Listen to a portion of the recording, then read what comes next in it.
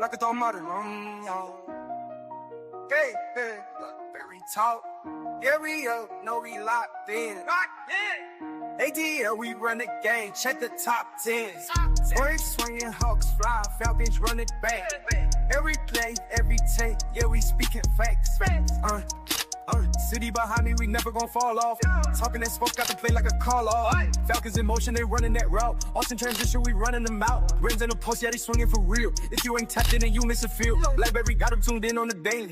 Everything real, we ain't talking fugazi. Numbers on live, check stats, it's amazing. We calling plays like we work for the Navy. Blakberry talk, yeah, we up, no, we locked in. ATL, we run the game, check the top 10. Braves swinging, Hawks fly, Falcons run it back. Every play, every take, yeah, we speaking facts. Like, I've been on top of the wave. We talk sports like you part of the game. Know what I'm saying? I ain't gotta explain. I'm in the booth and I'm calling the plays. Never no bias, we talking about wins. Blakberry popping, they tuning again. Straight from the A, so you know what it is. If it's a tape, let me stand on it big. Falcons need rings, we know that it's coming. Hawks on the rise, you know how they grilling. Braves in the home and we popping the bottles. ATL up, yeah, we eating the column.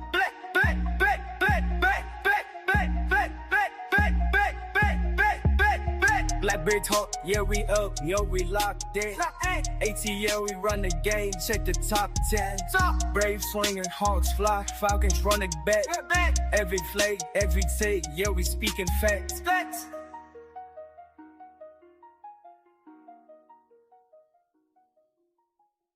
Hey.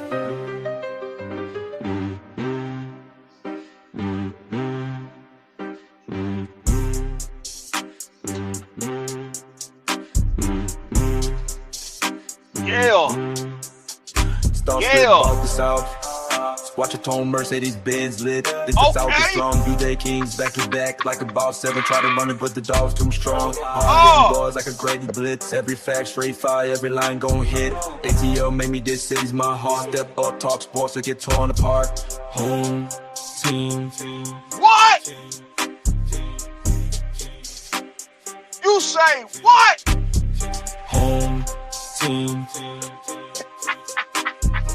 Yes, sir. Bears got that chop to the chip with a flex. Hawks in the cut, ice cold like a tag. A-Town legend, I debate with the best. Come week with the text, get laid to rest. Home team. Ain't no motherfucking joking, neither motherfuckers. Don't come up in here weak. Team. Don't come up in here half stepping. I mean motherfucking business. The Falcons mean motherfucking business. It's a Fan Speak Monday. Y'all know what we do on Mondays. You know what we do on Fan Speak days. We drop the motherfucking link.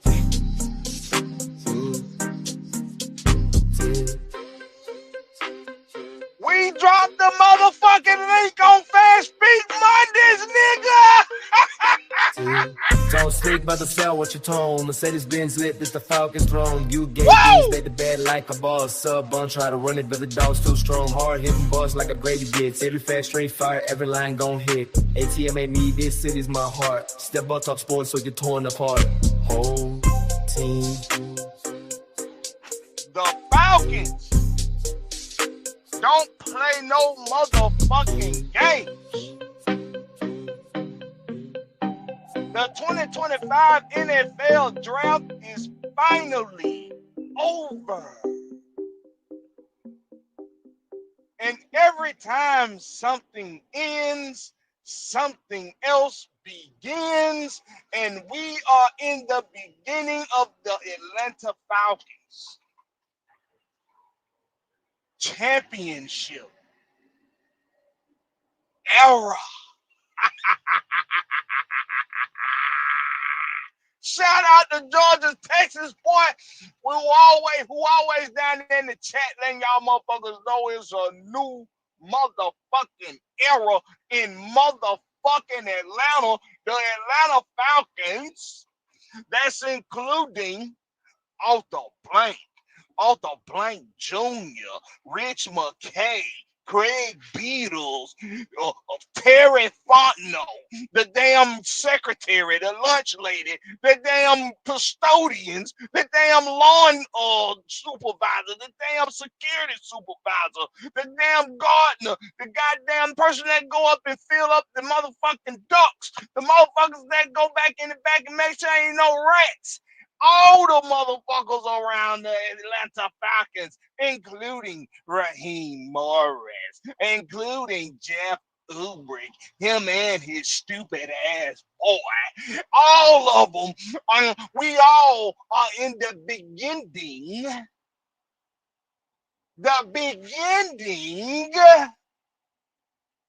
of the Falcons championship era. And I mean that because from what I see this past weekend, starting last Thursday, I saw an Atlanta Falcons team that is not only determined to finally get there and win it, to not finally get there again and win it, but an Atlanta Falcons team that's determined to build a dynasty. That's right. I'm saying all the motherfucking words that all you damn Falcon fans try to run from because you motherfuckers so used to losing. I'm talking about winning championships. I'm talking about becoming a dynasty. I'm talking about being one of the biggest markets in fucking sports history, motherfucker. We talking about the city of Atlanta. That's what we talking about.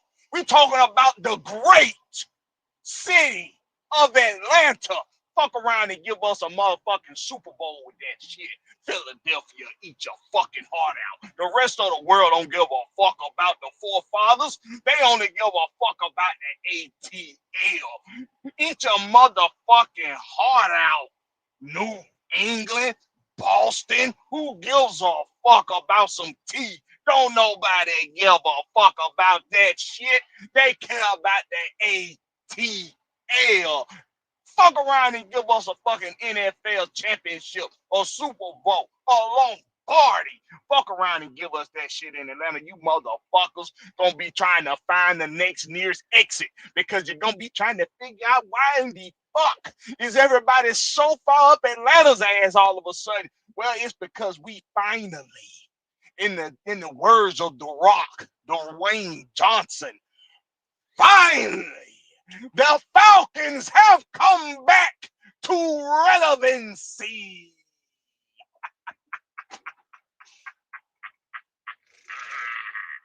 Y'all motherfuckers better get ready because it's about to go down. It's about to happen. It's about to happen.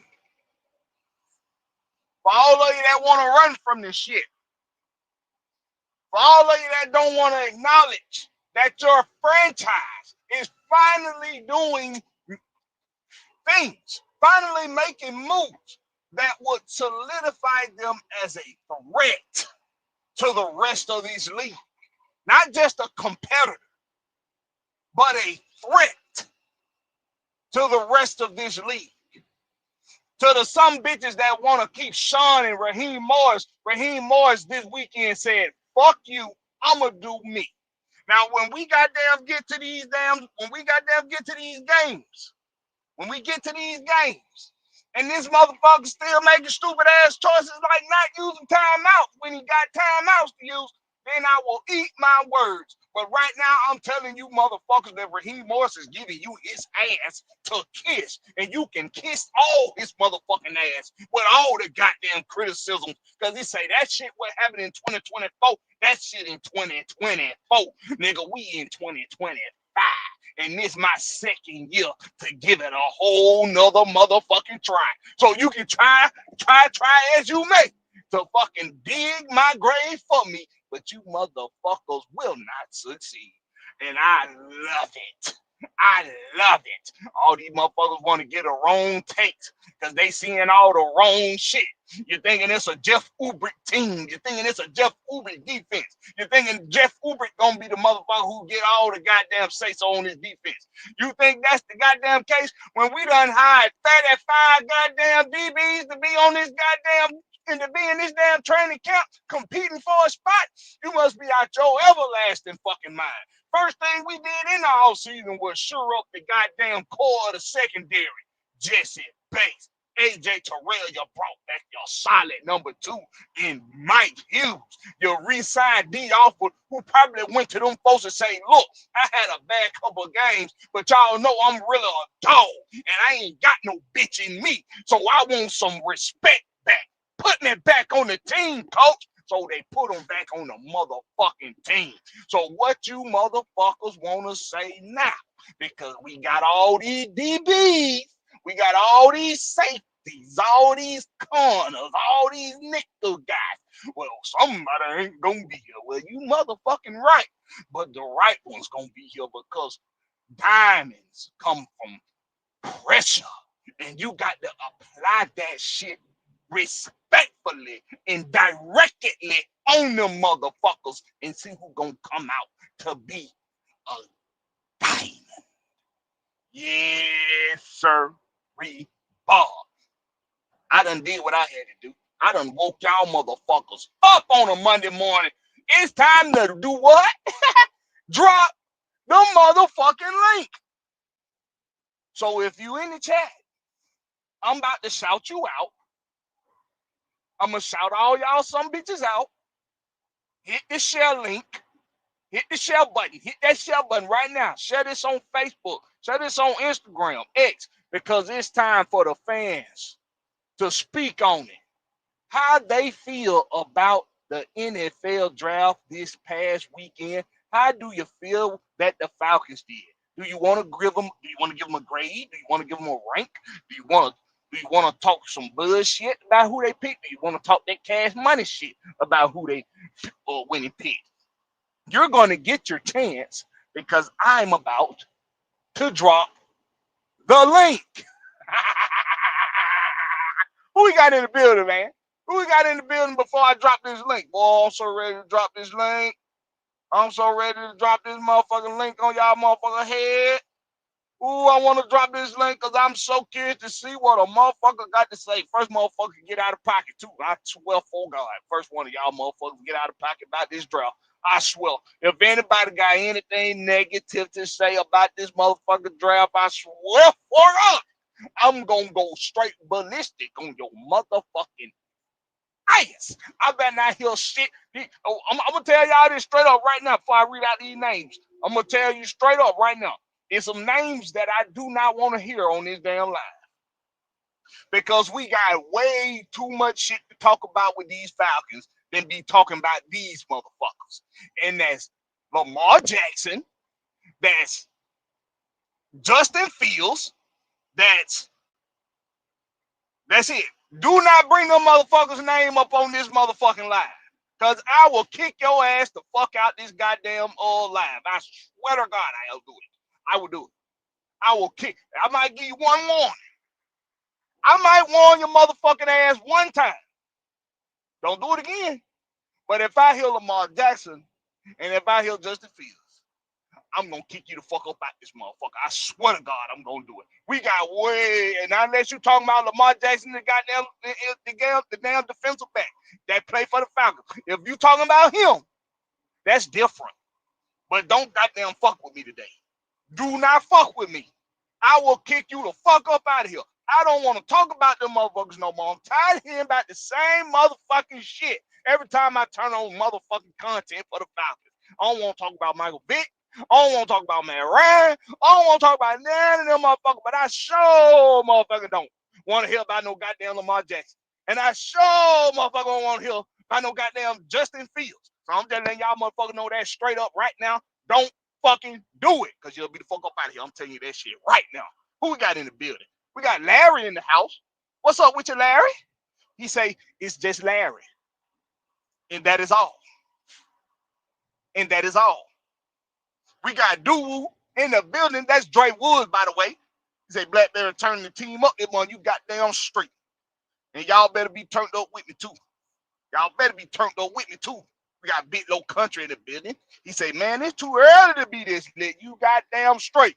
Because the earlier it is, the better it is for your boy Blakberry. Because your boy Blakberry been working through the night. While y'all motherfucker was sleeping, your boy Blakberry was out here delivering the shit you about to go in the store and buy. The shit you about to go in the goddamn out in the city and frolic and play with. Your boy Blakberry was the one that got it there for your motherfucker. So you better be thanking me. You better be thinking I've been up all night. I've been up all goddamn night. And now it's time to let y'all got to deal with me this morning. You got to deal with me. I'm out here. You got to deal with me this morning. You weren't expecting to. You didn't think you were gonna have to. You sure hell didn't want to. But you're gonna have to deal with me this morning. You're gonna have to. What's up with your Big Low? What's up with your Big Low? If y'all can't tell, I'm excited, man. I'm excited about what's going on right now with these Falcons. King Richie, what's up with you, King Richie? He say, what's good, my boy? Home team. Yes, sir. What's up with you, King Richie? What's going on with you, King Richie?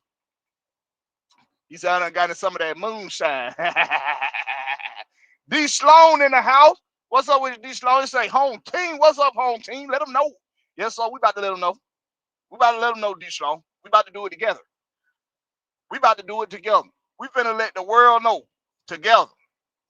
Bernard Cantrell, what's up with you, Bernard Cantrell? He in the house. What's up with you, Bernard? Yes, sir, All right, so I'm finna drop this link. Now, if you come on here with the foolishness, we gonna talk about it a little bit. We're gonna talk about it a little bit, and then if it continues, we might talk about it some more because I'm really not that guy. I ain't gonna really kick you out unless I hear them motherfucking names, and I ain't gonna say them no more. You should have been listening. All right, we're dropping the link. We're doing it right now.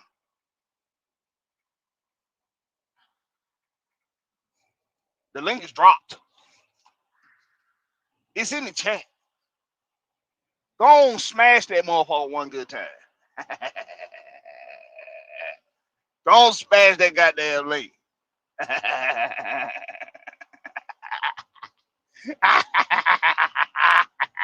Somebody gonna hit that link.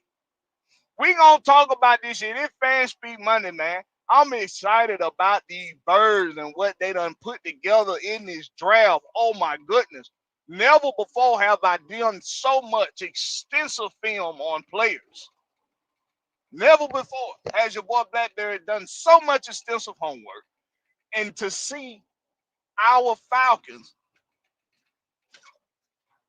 make that hole, so to speak, by drafting some of those guys. I mean, it's like every season. It's like every offseason, every draft. I go into it with these high hopes. I ain't gonna say high hopes, but I go into it with these hopes that the Falcons will see who I see in the draft, and they will be like, yes, these are the guys we need. These guys we need right here. We need these guys. These guys are going to be impactful to somebody's football team. It needs to be the Falcons. I hope that so much every single offseason. And we never, I mean never, get who the fuck I want. Not in 2025. Not this time. This time, my Atlanta Falcons. Atlanta Falcons. They went into this draft. And they must have looked at what your boy Blakberry was doing all season, letting y'all know how to be aggressive, when they're gonna be aggressive, who they should go get. And they went and got some of those guys. Everybody knew about Jalen Walker. Everybody knew about James Pierce Jr. Everybody knew about those guys. But the Xavier Watts, your boy Blakberry was talking about him. Your boy Billy Bowman Jr., your boy Blakberry was talking about him. Even some of these guys in the undrafted pool, like Nick Nash, your boy Blakberry was talking about him. Even though the boy, the other safety out of Iowa who named it just escapes me. God damn it, I just had his name. Y'all know how I am with names. I'm terrible with names. But that other safety out of Iowa who we signed in the undrafted pool. Your boy Blakberry was talking about him. They went and got guys who your boy Blakberry was talking about. Now they didn't go in. They didn't get the defensive linemen that I would like for them to have got. They didn't get any of them because they didn't get any defensive linemen. They didn't get any interior defensive linemen at all, except for the one that they signed in the undrafted pool. But it's cool. It's cool. Some of my contemporaries for me say, well, they did address it, Blakberry. They addressed it in the undrafted pool. Well, if that undrafted sumbitch turns out to come in here and be a disruptor in the pocket, if he turns out to be that, I'll say you're right. They did address it. But right now, they ain't address a motherfucking thing in the interior defensive line. But that's okay. Because I think that Ruka and Dorless, I think that they're going to take the next step forward in their careers in 2025. And they are going to be pocket disruptors. And that's going to leave all this space and room and opportunity for all these heat-seeking missiles that we going to have on the edge to be able to do their thing, even coming out of the secondary unit to be able to do their thing. So I'm very excited for what we got. Ain't nobody hit that link yet? Don't nobody want to talk no shit on a fan speed Monday? You don't want to talk about what's going on with these birds? I know it early. But some of you go find that utility closet that work to go duck off into real quick and get you 2 cents on these Falcons on this offseason. Go sneak in that back closet behind the kitchen. Come give you 2 cents on what's going on with these Falcons, man. Hold on, let me go to it. I'm gonna pin it in there too, so when folks come in, it'll be there. I'm gonna go pin it in there. Finna go pin it in there. I'm finna go pin it.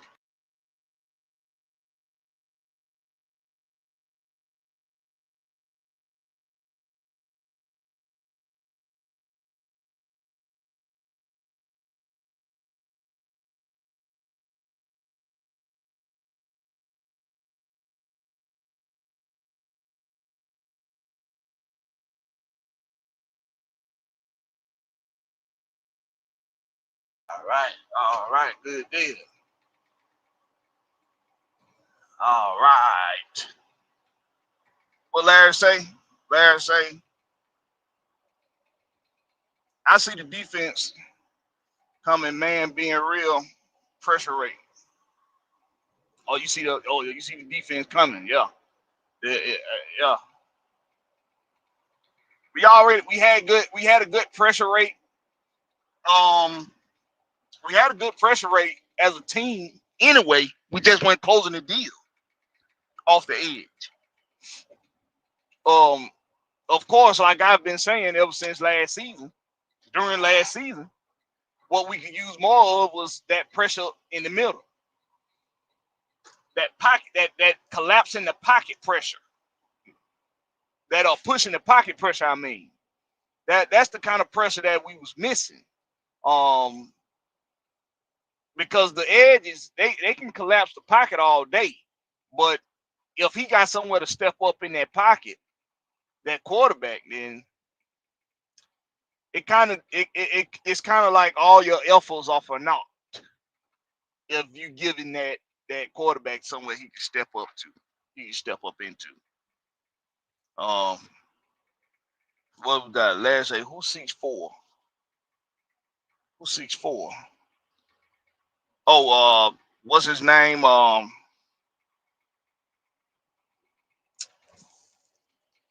That's the safety from Iowa. I think he's 6'4". That Iowa safety, yeah. I think he won 6'4". He say, who DT, who nasty from Miami? I don't know if he nasty or not. I mean, I seen some of his film in college, and I mean, I seen some of his Miami tape. I haven't watched any full games of him, but his highlights look good.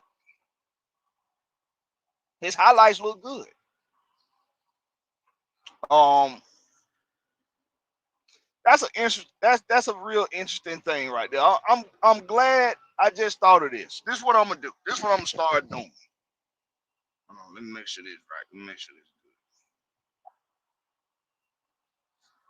This is what I'm gonna do. This is what I'm gonna do for y'all.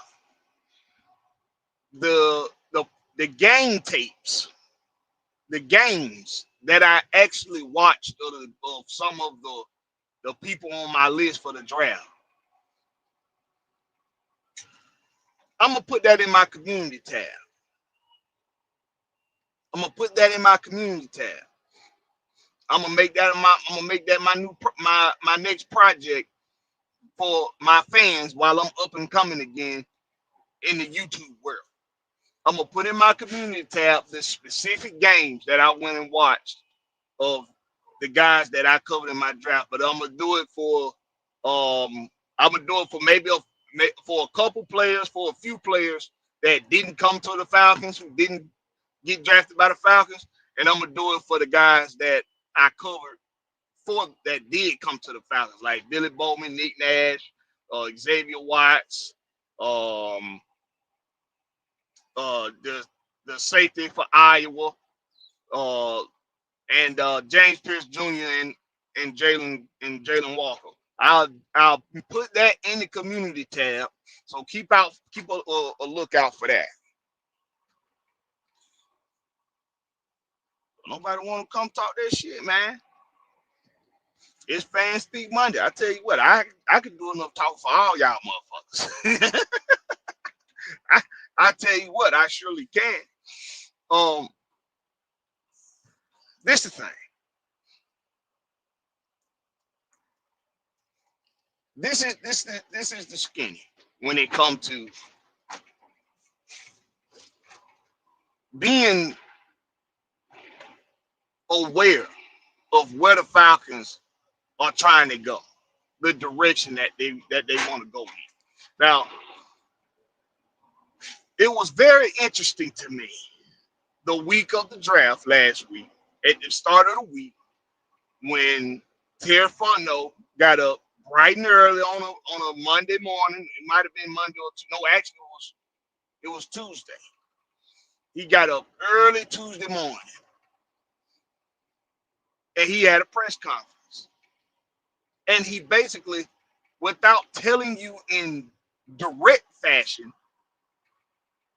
everything that they were going to attempt to do and the direction that this team is going, he told you, he gave it to you in a dramatic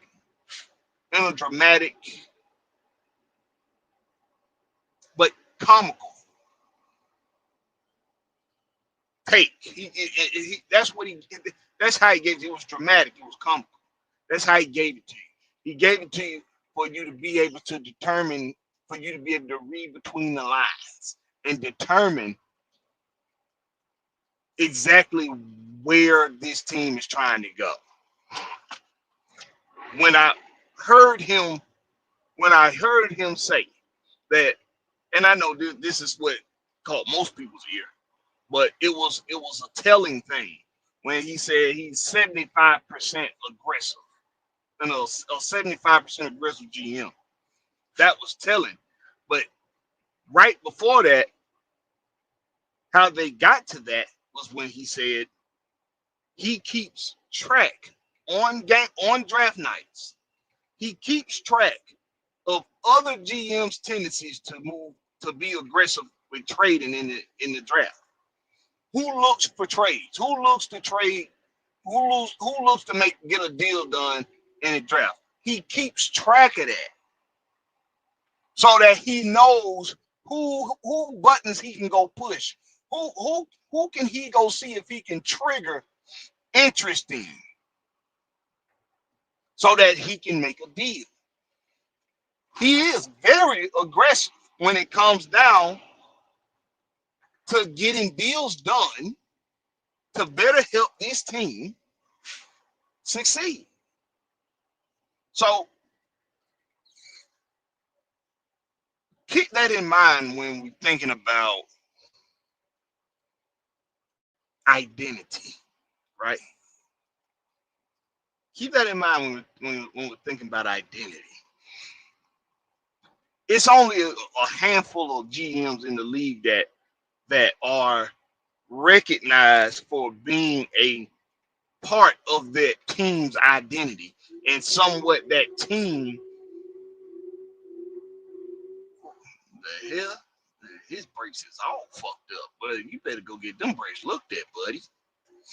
But my bad, y'all. But it's only a handful of teams, okay? And the first one that comes to mind for me is John Lynch.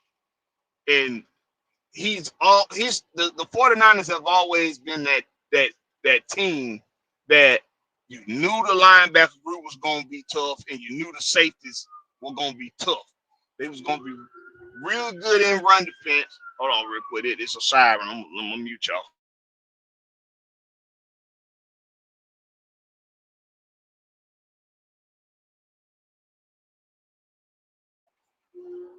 My bad. That shit annoying as hell. I know when I'm watching a live and I hear sirens in the back, I can't stand that shit. That shit gets on my fucking nerves.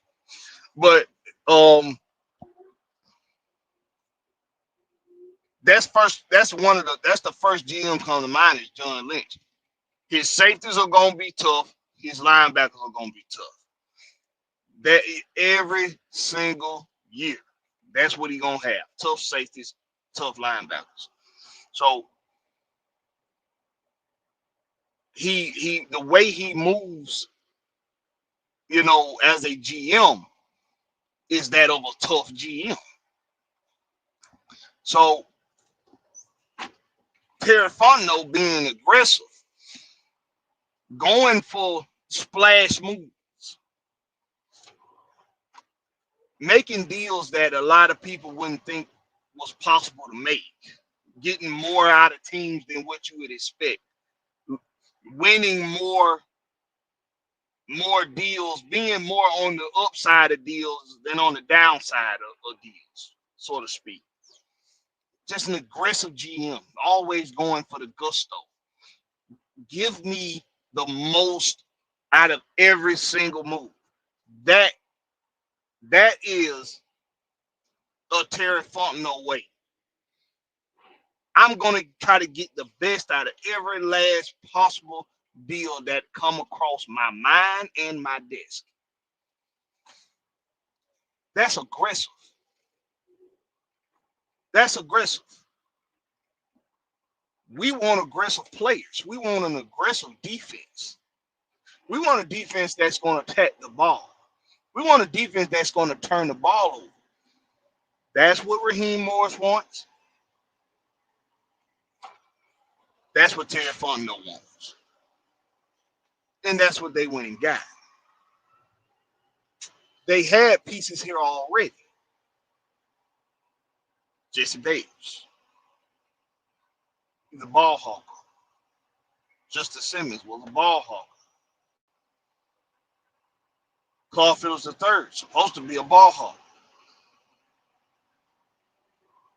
But you have now a core on your defense that is a bit unorthodox because it's the secondary unit. The competition that you're about to have in training camp, it's about to mold diamonds. It's about to mold some of the best defensive backs that's going to be in football for the next 10 years, even if they're not with the Falcons. What we witnessed this offseason is Raheem Morris and Jared Gray's attempt and Terry Fontenot, their attempt in showcasing an arsenal of defensive backs in football that under their leadership turn out to be some of the best defensive backs in football for years to come. Even if it's not for the Falcons. They will have come from under the Raheem Morris Jerry Gray tree. That's what they are doing. But in the process of that, they're going and getting some of the best ball trackers that's available in 2025. In that draft, they went and got some damn good guys. Damn good guys. And in the undrafted pool, they went and got some damn good guys. And they all have the same trait characteristics with tracking the ball and being able to play the slide. It's very important to be able to play the slide in the defense that Raheem Morris is about to put together on this team, that Jeff Ulbrich is about to manage on this team. It's very important to play the slide, because I'm predicting that all of these guys ain't just here to try out. It's going to be some of these guys going to still be here. We might keep more than 10 DBs. We might keep more than 10. Because if one of the most common defensive personnel groups that we put out there, if it's a 3-1-7 concept,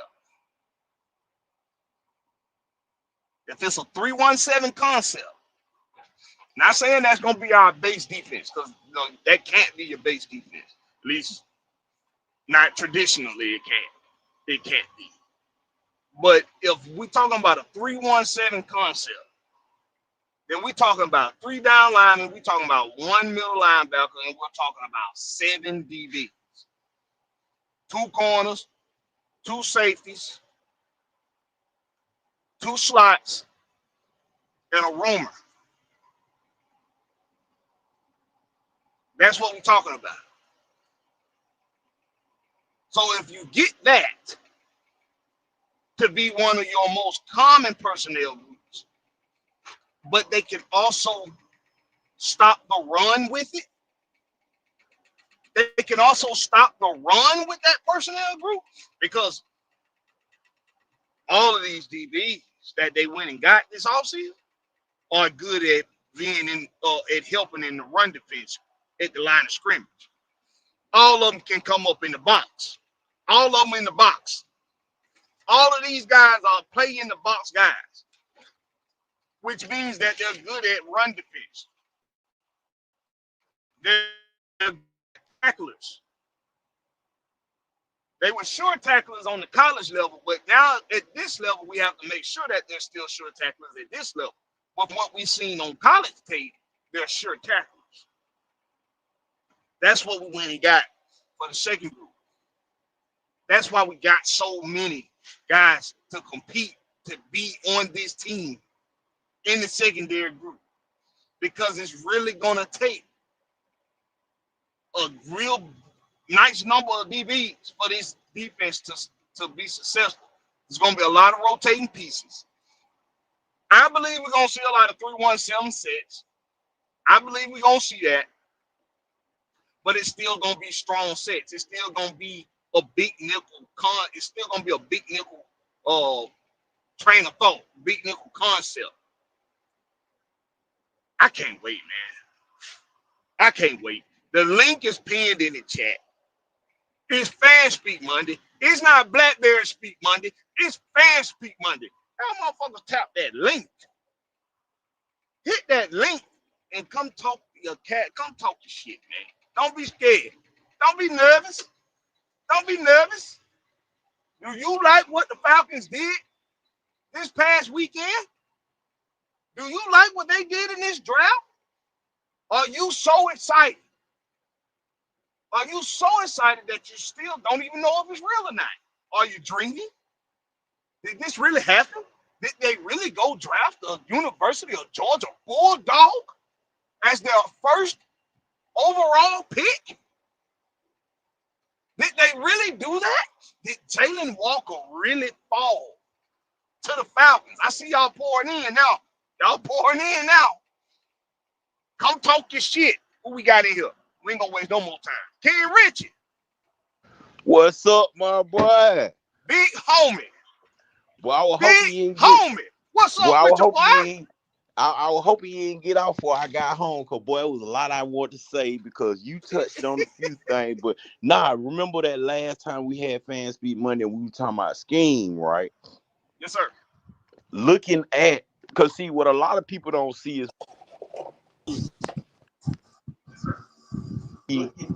Hold on, DB. real quick, ain't Rich. Let me hold your thought. Everybody that I'm bringing in, let's do all each other a favor. Let's mute your mics until you're ready to speak, so there's no background and no echoes that we don't want. So mute yourselves, and then when you're ready to speak, unmute yourself. All right, go ahead, King Rich.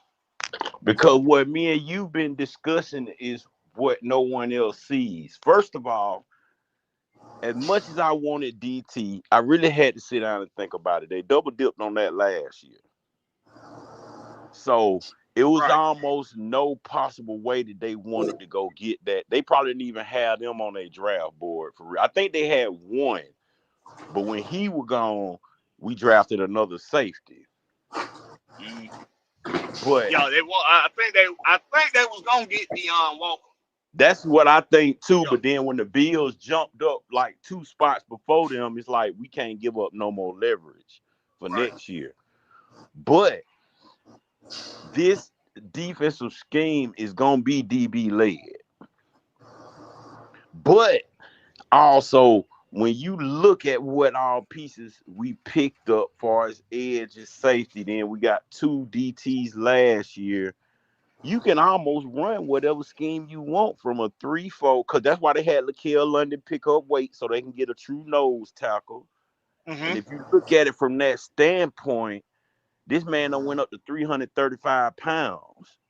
Because one thing I learned about Terry is sneaky. He'll sit you on IR and have you pick up weight or do whatever it is, how to get better at whatever the team wants you to get better with. So if you look at it, we can run 3-4, we can run 4-3, we can run a dime, we can run a 3 safety set, we can run a 3-1-7 like you said, we can run a 4-2-5. It's so much stuff we can run now Mm-hmm. that one thing I that's why one thing I will say, I hate Jeff Ober's son did that stupid shit, because after me hearing one thing, the difference, because see the difference I take from Jimmy Lake and Jeff Ulbrich said something that really piqued my interest. He said everybody think Vic Fangio only have one style of defense. He said no, I seen two of them along with Robert solid defense. So what Mm. he's trying to do is marry them three and then take them three that he married as one and marry it with the Falcons, which means he want to be aggressive on the line, but also Mm. aggressive with the DBs. Yeah. Yeah. That's why they Mm-hmm. brought in that boy Ali. Because if you look at it, we really don't know what Rook and Dorless can do. We just don't. Nope. We They didn't got to really get. show us. They Yeah. got to show us, and then man, we struck on the draft and I can't even believe Nick Nash and Kobe Bryant was still there, and Simeon Brown. Them three there that we got on the undrafted, that DT, that cornerback, and that receiver. I can't even believe they were still there, but the draft was so defensive heavy. A lot of them offensive players got pushed to the background, no matter how good they was. So in my mind, all the Terry slander can stop. Terry did his job. It's Raheem's turn now. But just looking at this defensive scheme, I really do agree with you as far as it's gonna be defensive back heavy. Because you got defensive backs that can stop the run game as well. Exactly. They all can play in the box. But we had needs, right? We still had glaring needs. We needed vocal leaders that were that showed, and I'm gonna steal this from John Cena and Vince McMahon. We needed vocal leaders that exude ruthless aggression. That's And the Jalen crazy Walker. man, Blackberry, I ain't even mean to cut you off. I No, just you want to good. point this out. You know what the crazy part is about just about everybody we drafted and unrestricted free agency and Them boy undrafted ball free agents? hawks too now. No, we got a lot of captains. A lot of people we got had that Yeah, C on their chest. Yeah, yeah. you right about that. I did Xavier notice that. Watts. Yup, Xavier Watts was a captain. Yup. So if you got Jalen Walker as the captain, Xavier Watts as a captain, then you go get Nick Nash, he was a captain. He was a Oh boy captain. had captain on that what that DB name Kobe Bryant has the C on his. We got a bunch of all-American, what they would call in high school, all-American style players. And they Mm-hmm. versatile. You got players that you got because Jalen even said they had him dropping the nickel spot at Georgia. So he done played Yo, what around the linebacker, four? nickel, and edge. Yo, the, the, the, the ability to be able to play space as a linebacker has become almost a bit of a lost skill for the linebacker group in Atlanta. We used to have guys that was great at playing space. Even Spoon was good at playing space. So having a pure linebacker who you can also say when it's time to sick them, go get them, sick them. That's Jalen Walker all day, man, all freaking day. And James Blakberry. Pierce Jr. is gonna be relentless when they tell him to go at it. What's up with you, Deshaun? Is that Deshaun Caldwell? Yeah, that's me, bro. What's Hey, up with you, man? just living life, man. Just living life. Hey, you know what? I played with some of the high school. I played with two big defensive tackle, the Baby brothers, out of Fulton Okay, High School, and, okay, and and both of them were pro. So when we got Aurora and Doyless, I wasn't think about it giving the tackle, and then we this free agent for this year. So when everybody was crying about defensive tackle, I was like, we ain't gonna get a defensive tackle in the draft. I knew that we gonna get cornerback and safety because the way last year was, I ain't gonna blame all on the field. I'm gonna blame some on the scheme. mm-hmm. But our fans were like, hey, our safety sucks. Our corner sucks. So all they went through Terry and Raheem, like, well, we need to get the safety and corners. Well, I think it shut up. And then because we're saying about the no sacks. Raheem, But you didn't think, my bad. You didn't think that all of the DBs that was hired that they was signing before the draft. You didn't think that was kind of like that didn't like alter your thinking of where they was gonna go in the draft. You still thought they was gonna get a lot of DBs. because a lot of them was on a 1 year contract. So that made me think, oh, they're gonna be here long, they're gonna need to get some young cats to be here for 4 or 5 years. So that's why I think they were gonna get heavy. Because like, if you're only there for 1 year, that ain't solving the problem. I mean, they're putting a band-aid on it, but you ain't healing nothing. I But I think also personally, think I also knew we was getting a safety, and I'm gonna tell you why. Because Jesse Bates needs a running partner. He needs a running mate. We thought it was Justin Simmons. Had we known that it wasn't, we wouldn't have gave him that money because you want a safety like Jesse Bates to roam. You don't really want him in the box. But we thought Justin Simmons could, be the box safety and let Jesse roam, but Jesse can't even roam because he gotta watch Justin Simmons because he effing up, and I ain't gonna put it all on him. I really do think it was more scheme than anything because, well, I will say it was sort of scheme and it was sort of the players It and was it was sort absolutely of the scheme. coach you picked Yeah. because what we did was when we sacrificed sacks, couldn't nobody beat us deep. When we start getting sacks, everybody was beating us deep, And we was winning. hey, I got a and And we was question. then, winning. and then, It and then wasn't the one thing, prettiest win. Now, I will say it wasn't the prettiest win, but we were We winning. was winning. Mm-hmm. and then one thing I could say about the overage kid thing You 21, dude. First of all, you dumb as hell for recording. Record yourself.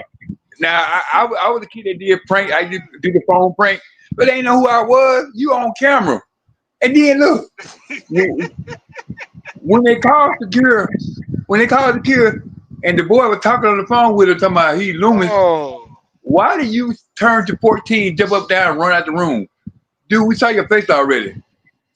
Now, I ain't seen none of that yet. I just done heard about it. I ain't seen none of that. man, it was That's Yeah, so his crazy. stupid. son wasn't the one made the call, but they said No, he one was of the sitting in the numbers corner. came from the son. His son Yeah, didn't make the call. the son was sitting in the corner, and when the guy, his friend, was making a call, he told her like a little girl, and ran out the room. I said, wait a minute now. No, but he wasn't the only one that got numbers. It's just being publicized because it was Oh, Shadur. Tyler got number two. The guy, what name? Tyler. Tyler Warren. Yeah, Yeah, but they got that number from the Giants GM daughter. They saying daughter. Yeah. that Oprah's son called them too though. I don't believe that. Nah, he didn't call him. I watched the video. His friend called him. Matter of fact, the friend had a list of numbers in front of him. Yeah. Yeah, he had a whole pad.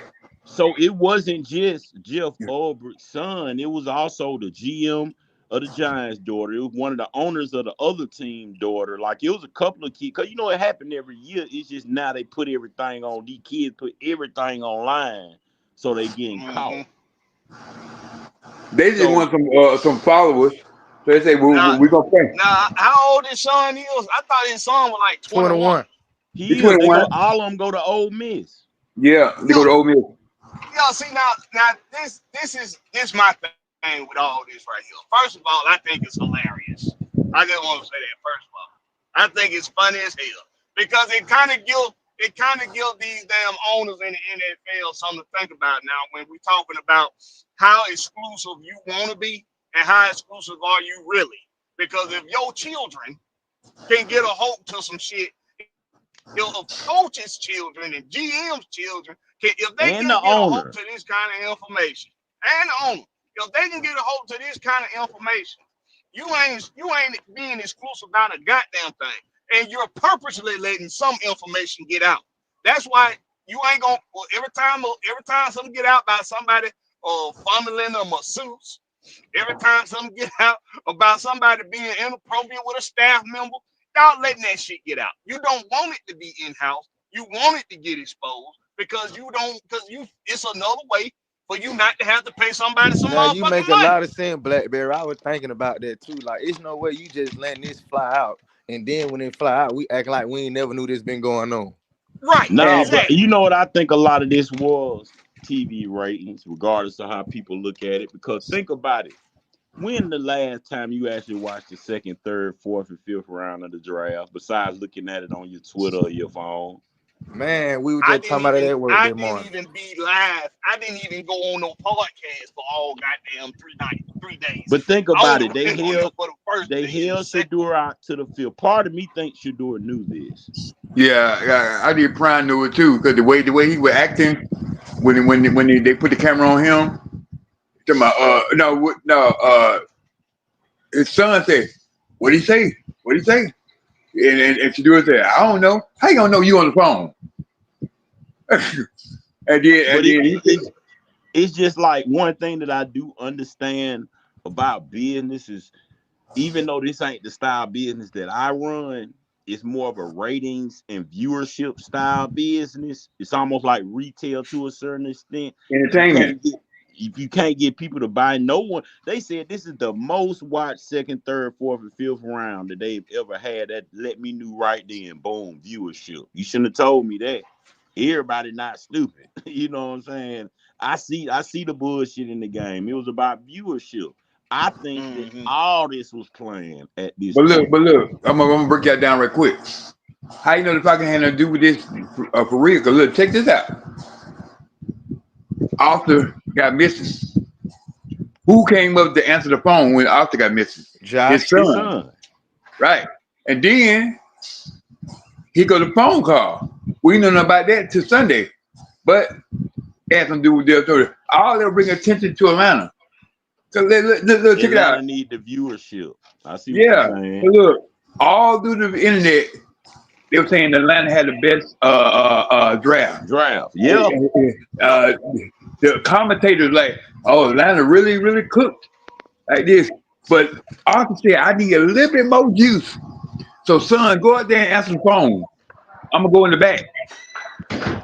So he Now, knew. one thing that I have come to learn about because to me, Atlanta has never been over the last 2 or 3 years. I kept telling people, look, Atlanta doing stuff to stay in front of that media because, and it ain't always got to be in a negative light, but it's just like one thing about promotion, good or bad. It makes what it make everybody do. Let's go to the Atlanta page. Let's see Yeah. the coaches. Let's see what they doing. Let's see this, even if it's negative. Just like when people were like, "Oh, well, Jeff Aubrey need to lose his job." I was like, "No, he don't. Don't come miss fucking my season up." Or even if it's something neutral, because I'm gonna be real with you, I don't see these prank call things. I don't see them as negative. No, it's fun. We got to think about the era of the era that we live in. We live in the social media era.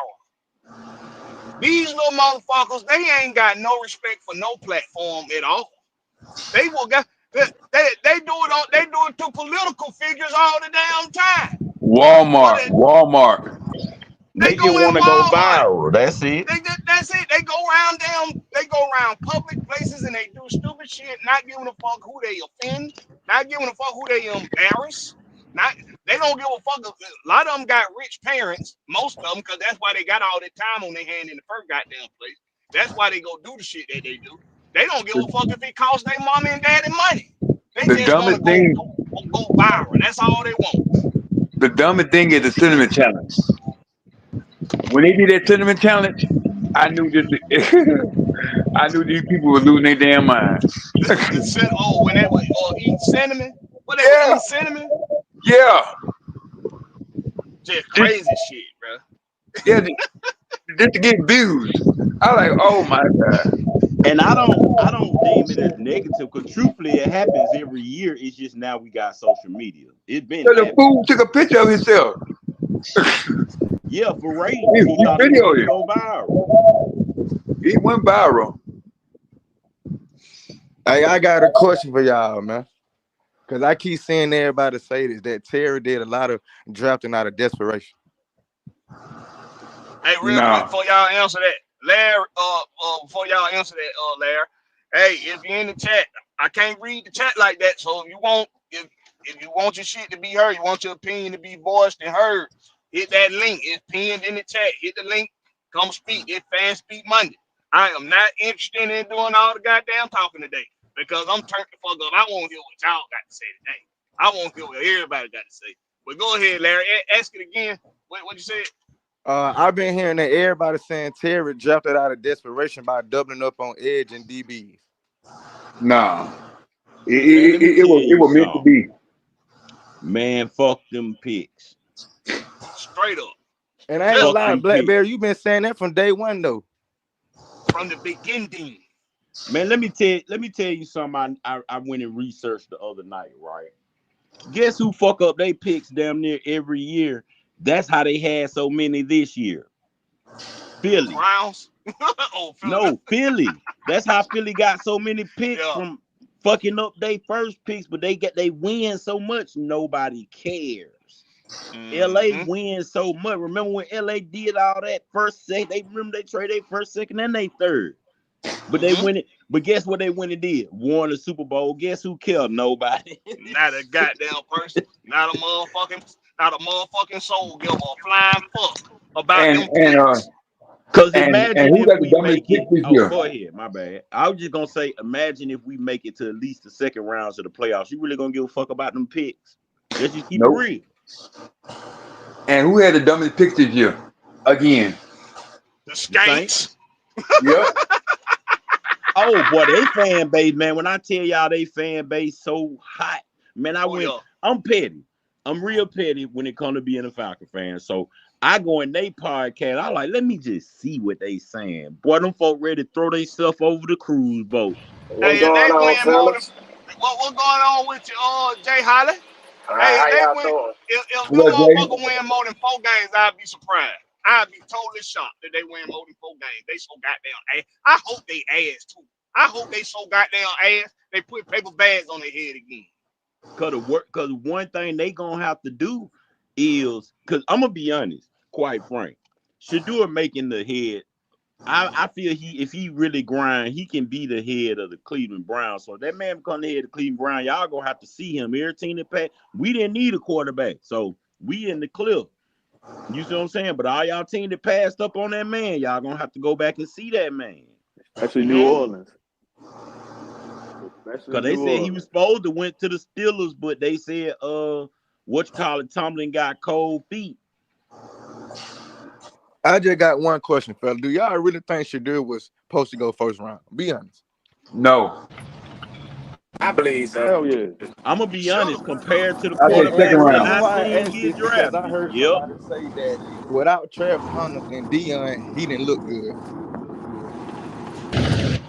I said second round. He should have been the next quarterback to go after Cam. That's just point blank period. He was the second best quarterback in this draft. I'm gonna be honest. Went after Cam. This quarterback class really ain't that good because I don't care for Cam. I'm just gonna be honest about it. Yeah, I'm not high on Cam Ward. I'm not. Shador attitude made him go drop. He go in there talking like I run the NFL. He like, player, sit up. Go somewhere, sit down. I don't even think he was trying to sound like he was trying to run it. It was just, man, that man came in with headphones on, taking phone calls, doing an interview. Nah, bro. I'm like, what the bro, world? But he literally saying the same shit that a lot of other niggas be saying. Like, he just saying, if I can come to this place, turn it around, and then, you feel me, go in the NFL. You don't go to an interview with headphones on and taking phone calls. I understand that, but Penix coming there with do-rags on, he still... I do rag ain't gonna stop me from getting a job. They gonna just say take it off. But you got headphones on, you ignoring me. You take a phone call, you ignore me. But one man, he should have. He will say though, Blakberry. Our defense gonna be some. Hey, look, our defense is gonna be a whole different animal this year. I promise you it is. Oh yeah, we got some headhunters, bro. Yeah, man, I just want to see the rookies get on the field, man. They won. Mm-hmm. We got some dogs, bro. I think. But can I say one thing before everybody get crunk? Please, NFL, when we start getting the rhythm, don't start throwing no flag over here, people. I can't stand that last year. As soon as we start hearing people, flag. Like, dang, nigga. Because one team that the teams have realized, and I noticed this last year, right?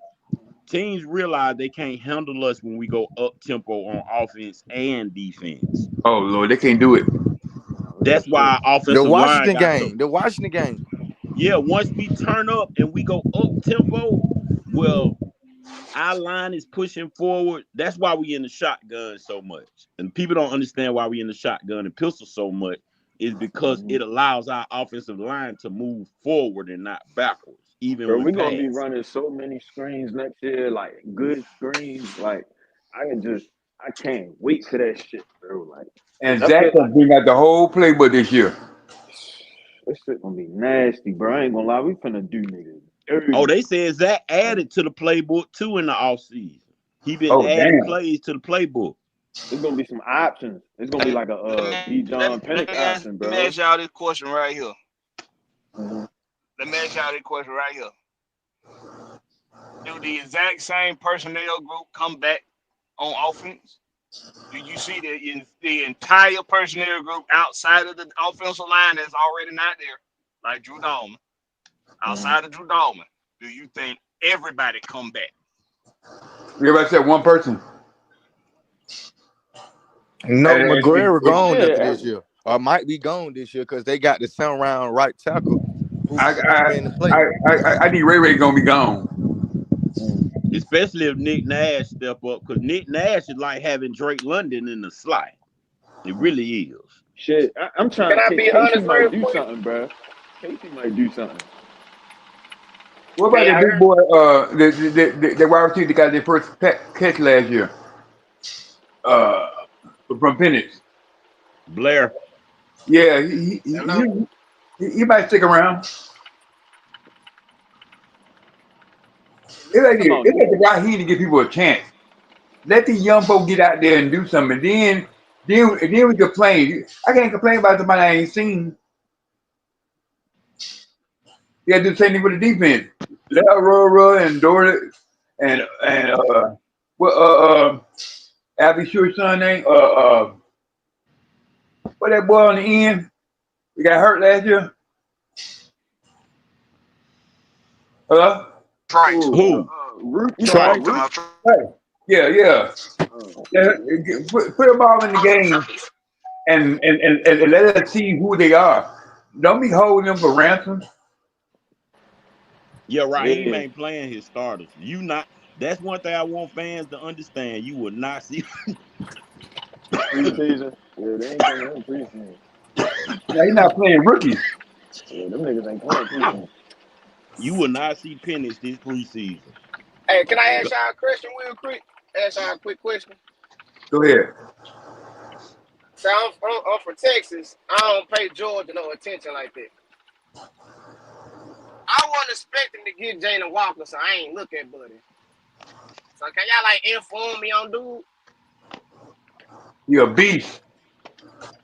Of course, we got him at what we got him at. That boy play everything from nickel to defensive end. In Georgia, Kirby Smart moved him around from nickel to linebacker to inside to outside to inside the line to outside the line. God damn. Because what Kirby said was players got hurt. So when they got hurt, he had to use him everywhere. So you never know where he blitzing from, where he coming from. Because you don't remember one of his best plays came out of a two-man linebacker spy on the quarterback. Let me tell you something. Never trust a linebacker that smile a lot. He smiles too damn much. I don't trust him. Hey, but one thing I can say about them first two draft picks, it's like we almost picked up a silent assassin and a crash out YN. Because I'm going to be honest, James Pierce Jr. give me Black Air Force energy. Man, on Oh, God, God. boy, just by that first prayer conference, bro, wasn't trying Yeah, to hear none bro, of give that. me Black Air Force like he's standing Yeah. on business. He That ain't boy, come to that play boy, with you. that boy fucked up in the head. We need players like that. We need They, somebody that's psycho. You feel me? Like they ask need Pierce, why that. you don't smile? He said, I smile. I'm You smiling need now.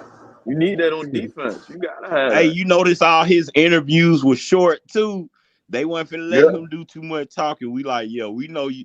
In I think the media is sort of like, okay, we got a piece of a little. He can play, but see now if Tat McKinley played like James Pierce, then that'd have been good. But you got a little bit of Tat. I can see a little bit of Tat McKinley in him as far as mental wise, but it's not ridiculous if you get what I'm saying. It can be coached out of him. Pierce and Walker, they both got a little attitude problem. It just they gonna fight on that field. So to me, I like people like that because they gonna slap somebody in the head. That's what we Hey, need but up did you front. notice last year? One thing I loved about our defense last year, the beginning of the year, they was ready to fight. I watched Grady Jarrett was ready to knock somebody out on that field for playing with him. Mm-hmm. Yeah, Jesse Bates was ready to fight. Drake, even our offense, Drake London, boy, he ready to swing on the cut. That's what we need. We need some the dogs. Alpha was ready to fight, So, because when that shit clicking, that's how it be. Like when it's clicking for us, and on the offense, here Drake is always ready to fight. oh yeah, Drake stay in somebody's face. Drake always Yep, gonna pop that shit every that's time. our Ronnie But White right you know there. why I like that? Because he a dog. I No like that bullshit. dog in him. That's You our Ronnie feel White me? right there. And he not the swaggiest, but you feel me? He get it done. You get what You I'm know, saying? that's why I like Nick Nash because of his body size. When I went and watched his film, that's why I've been advocating for him, and to get him for free, damn near free, is amazing. Right. But that's And like and having a Drake in a slot. Mm-hmm. and Ray, he one of those sneaky motherfuckers like this. He ain't gonna fight you, but he gonna stab you. Just like this when Drake got into it with old boy and when he picked Drake up the Yeah, wrong Drake way, would. Yeah, Oh Ray yeah. wasn't and he playing. gonna Ray come from behind, like he gonna stab his ass. I'm like, oh, that's a sneaky motherfucker right there. Nah, real Hey, shit. I'm gonna be honest. it's one thing that I'm looking for, and I believe it's gonna happen this year after me watching that Cam Newton interview with Kyle Pitts.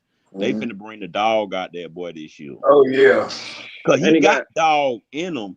yeah. You from Philadelphia, you have no choice. You got the I see the dog in you. I Man, that think boy is a suburban brat. He got no, no but what hood I'm talking in about him. football wise, I went back and watched this tape in Florida. The boy got dog in him. It's just I think, like he said, the rotating quarterbacks. Yeah. He never had a real off season with one quarterback. Mm-hmm. I, Cause I, that I, it's I'm I'm not cause being that negative or cause anything. that year with when we had Ritter, when we switched over to Ritter, he got hurt. Like, cause he got hurt before Ritter came. Mariota Cause threw he him was under the bus on that pass. yeah, definitely. Mariota That like shit got was that mad. man knees took off his sockets, boy. I like this. I'm not being negative. I like pissing and everything, but he do have a pouting in him. They gotta get that pout out of him. Cause he'll say that I did work here. Or he go there and he sit there in the corner and pout. And then when I look at his background, I mean he's privileged. I mean, ain't too many dogs play golf. Penix gonna bring Yeah, if you want to be Penix gonna honest bring that about it, out of him, yo. hey, if you want to be honest about it, I done seen Bijan pout when Jill was on the tail. So I mean, it's gonna happen, bro. It's gonna happen because everybody want to touch the ball, and it's impossible. I've literally seen them pan the camera to Bijan. He on the line pouting because Jill out there No, going Bijan off. want to curse, but he too Christian. He want to say some words, but he said God ain't gonna let me, cause they be getting on his nerves. He want to But curse so bad. But the thing is, you need that dogs on offense too. That's why I don't be mad at them. Like, I honestly, even if we trade them this year, I just want to see what a full workout, full. Because remember, the one thing I can honestly say, that Super Bowl run we made, you don't remember, that's the first time Julio practiced with Matt Ryan in the off season. And we went straight to the Super Bowl. So, hey, that's another thing I want to say. Our quarterback got that dog in him too. And Tyler Algier got that dog in him. He just more our But when you got quarterback that just shit at more your 50-50 that's even more important. kill. Penix just more 50-50 even kill. But he Now got Penny was that getting your dog in face. him. Penny was getting your face because like when they messed up that play, he was right to the coach like Yeah, Is that the like play you y'all ain't been called? Like if you run the wrong right, I can see him say get fucking set. I can see him saying that. Yeah, he take accountability. I ain't gonna lie, bro take a lot of accountability. Like, 'cause he even spoke on like the game against the Commanders, like the throws and shit he was missing for real. Like you feel me? He spoke on it. So it's just Hey, but like, imagine giving them one season with a left-handed quarter. That was really the only problem with our offense. They just weren't used to catching the ball from them. but it's crazy because Drake left-handed. I think Bijan left-handed. Who else left-handed? I think somebody else on our offense left-handed too. Yeah, Ray said it was kind of hard catching the ball from the angle. So he said he had to watch the ball come in instead of just letting the ball come to him. I like, Hey, that's why if you ever notice, they don't really give Penix the shortest receiver Penix had was Matt Millen that's in Tampa Bay. yeah. That's why they like to give him tall receivers because his throw have an arc on it when it's coming down. That's what he's talking about. Yeah, because you see how many times Ray had to jump to get the ball? That's why I said if you had a Nick Nash in that slot versus a Ray, even though he ain't the fastest, you don't really got to be the fastest out the slot when you got Darnell Mooney, Drake London, and Kyle Pitts. I like Mooney. Mooney, he give me that I play the game but don't help me attitude. Because I Because think Mooney the best route runner on the he field. always open. Is Darnell Mooney a deep threat to y'all? Hell yeah. Yes, to a degree. To a No, he degree. just a route runner. But he a pristine route runner, so he know how to get separation. But if you talking about just straight inline speed, I don't think so. I mean, I give him halfway. I mean, he can get there, but He ran a the way Penix, 4.38. He ran a 4.38 in the 40. yeah, Yeah, because how many the way years ago though? the way Penix throw, I can see him getting under the ball. I can see him getting under there. That wasn't nothing Nah, but a he handful definitely. of years ago. Oh, I don't know how long Mooney been in the league. Cause remember, Kirk Cousins requested Darnell Mooney, so I didn't know nothing about him until he came to us. I'm gonna be real about that. Well, in Chicago, he was all open in Chicago too. Well, see, that's the thing. I ain't watched Chicago games because Chicago was horrendous at that time. What's But up just with to your know Georgia, Kirk, Texas boy? What's happening? What's happening? What's What's up, happening? George what's Texas? going on, my boy? Hey, man, shit. Still can't go to sleep. Boy, Excited. tell me about it. Excited, man. Excited. I walked in the building this morning. Threw on my Falcons windbreaker this morning. Falcons hat this morning. Walking down the halls of the office like, yeah, rise up. What you talking about? What you Hey, talking George about? Texas boy. Hey, George Texas boy. The oldest son called you too? Huh? The oldest son called you too?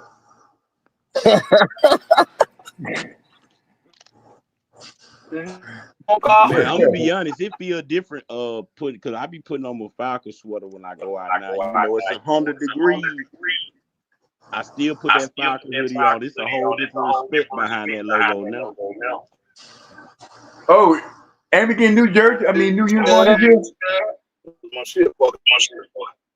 Huh? And we getting new uniform this year. Yeah, we get new uniforms this year. Okay. Yeah, man, I'm excited. Good draft. The undrafted free agents is good. I can't believe we got Kobe Bryant. Yeah, buddy. But yeah, man, just ready to see what they put together now. Got the pieces. It's time to go put it on the field. And please, fans, don't get too big headed when we first started this year, the season. Let the people jail first. Come on, oh, we lost 2 games. Come on now. A lot of people gonna be new with us. I mean, I tell you this, we might not have Ray Day. It's gonna be the defense gonna be totally different. So give them time. I said the record gonna be oh man. I said we will win like 11, 12 games. If everybody let them jail.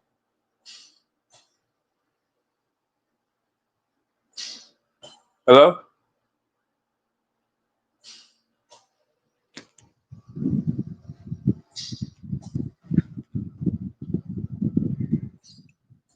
Hey, Miss Pam.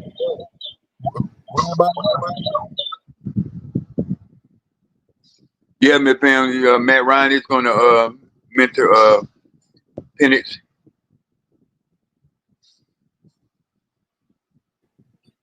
So Who they talking?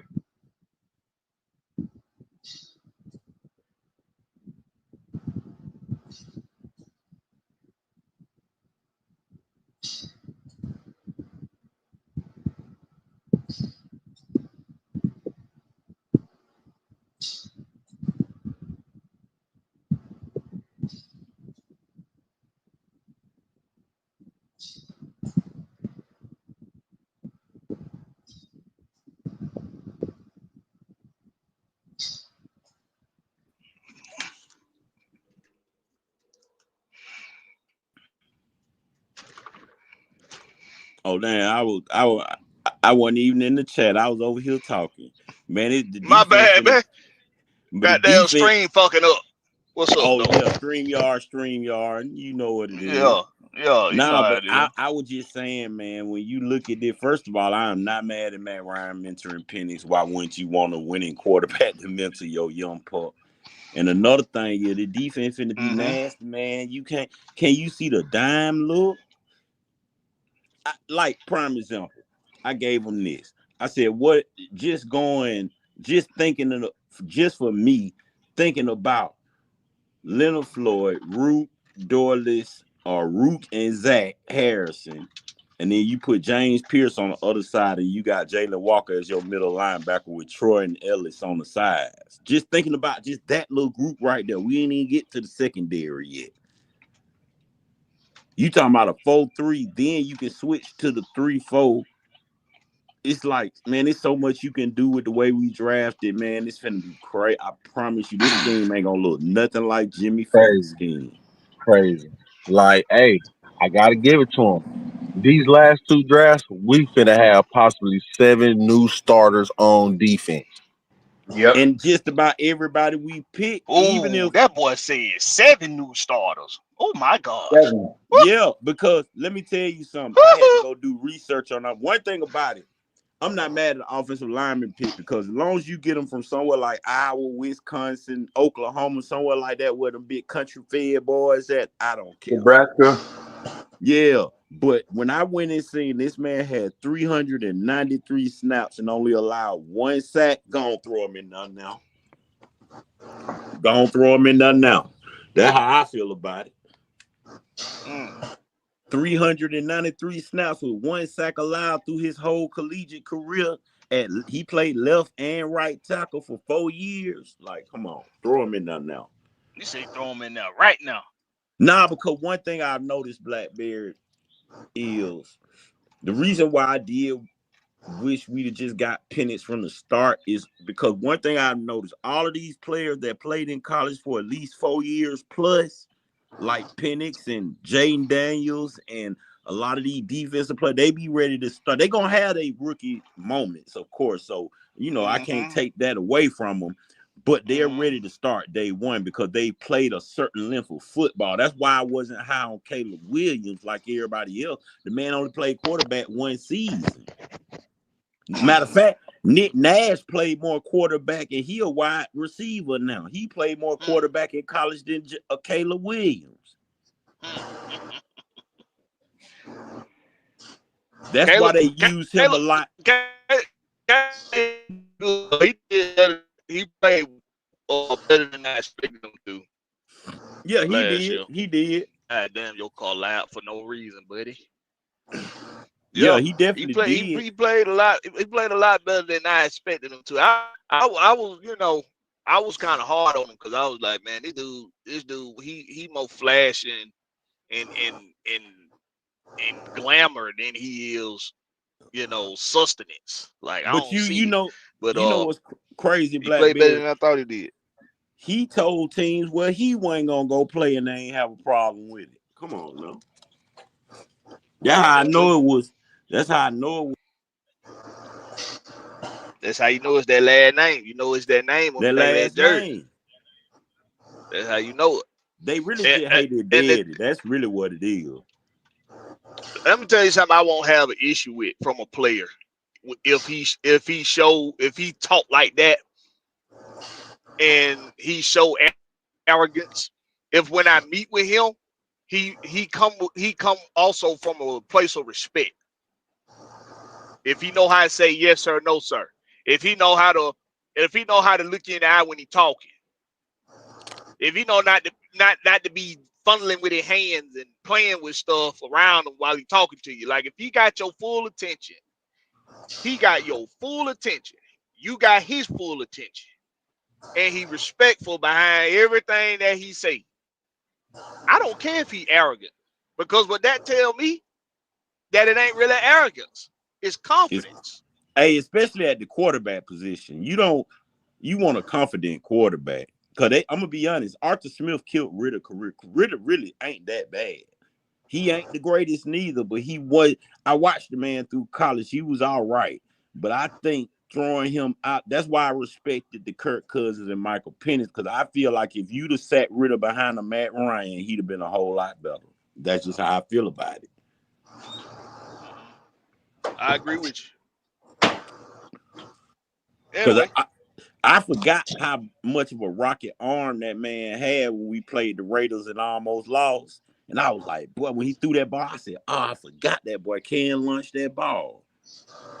He got a strong arm. With him, it became confidence. Because like you said, Arthur Smith ruined his confidence. But something that something that I want to highlight with the Falcons right now. And this is something I talked about when I came on this morning. If you can't look at Terry Fontenot and his character, the characteristic he shows, if you can't look at Raheem Morris and see his characteristics, if anybody don't know, Josh Blank, he shows those types of characteristics as well. Yeah, he do. And they seem like they all get along too. Yeah. So if you look at the characteristics of the people that's at the top of this franchise, it only makes sense that that's the kind of players that they're going to go for. And like I was saying yesterday on the regulators, in the very beginning of this franchise's factioning, the whole reason why they chose the name Falcons, and she wasn't the only one that suggested the name, but she was the only one that wrote an essay why they should be called the Falcons. And from what she explained is exactly what you want to put on this team right now. Falcons are ferocious. Falcons are aggressive, fast, swift, but strong. If you the mistake we made, I think, in that era with who was that? When we had got all those fast guys on defense. Back when it was D'Angelo Hall. Quinn. Nah, Mike Smith. Was it Mike Smith? I thought it was Quinn. Yeah. No, with D'Angelo Hall? No, that was Mike Smith. That was Mike Smith. Yeah. The mistake they made then was you had all these fast guys, but you didn't have guys that was capable of playing in the like playing in tight proximities. Yeah. Guys that when they hit you, you gonna feel them. Like, yo, you had William Moore, but William Moore was that's all he was about was when he hit you. But he gonna bounce off of you the same way you gonna bounce off of him. Same thing with Dante Robinson. Dante Robinson gonna knock himself out trying to knock you out. He was a bruiser. He was a bruiser. But he gonna lay himself out in the process as well. So when I think about how we're structuring this team right now, we're structuring this team to not just be fast, but they want guys that you also, when you look at them, they got imposing physiques. They are imposing looking. This ain't just guys that's fast. These guys that when they get in the weight room, you gonna have to see about them. Hey, cause you heard what Raheem said about Algier on Twitter, did you? What? He said Raheem said Algier came back to camp buffed up. Oh, like buff. Yeah. And he always been solid, but now he got it. Well, now he putting the grown man weight on top of the weight room weight. Yeah. He gonna hurt you. And when you got it, think about dudes like Jerome Bettis. Think about dudes like Mike Allstott. Boy, now he was a beast. I used to hate when we played Tampa and we had to play him, man. Mm-hmm. Oh man. Now see, Tyler don't say. I want to say Jerome Bettis was around 6'2". I want to say Mike Allstott was around the same thing, about 6'2". But so he ain't got that height, that they got, but he definitely got that build. And Jerome Bettis just over time, he just he got real thick over time. he just got you couldn't even measure him no more. Because think about it, he was carrying defensive tackles before he picked up weight. Right. He was carrying linemen. Remember when we played who that was the first time? Was that Carolina, where he drove the defensive tackles, the linebackers, and the cornerbacks?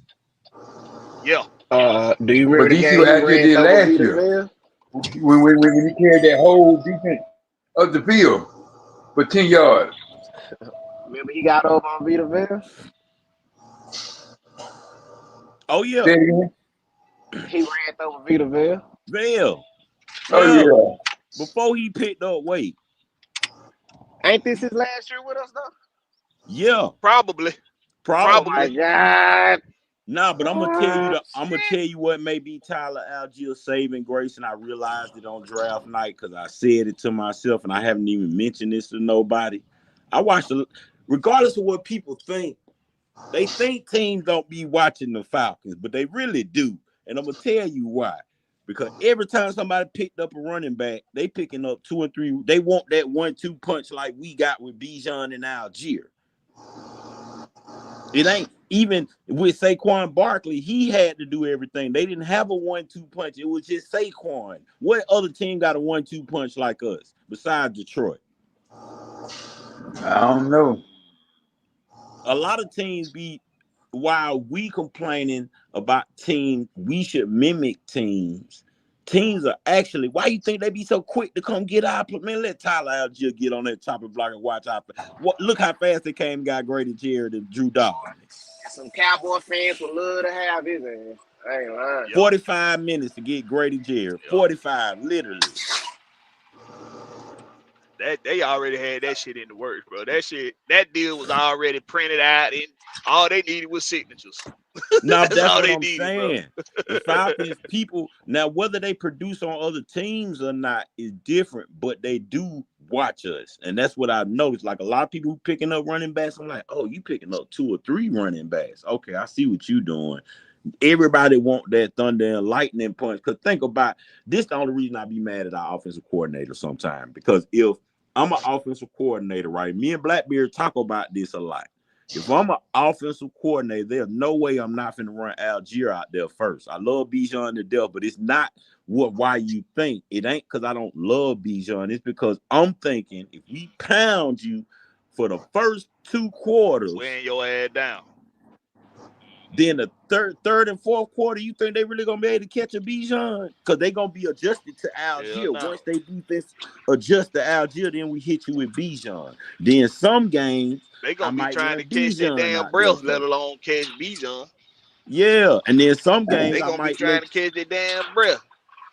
and some games I might run Announcement. Bijan out there, so you can't Announcement. catch your breath, then hit you with Algier. Come on, bro.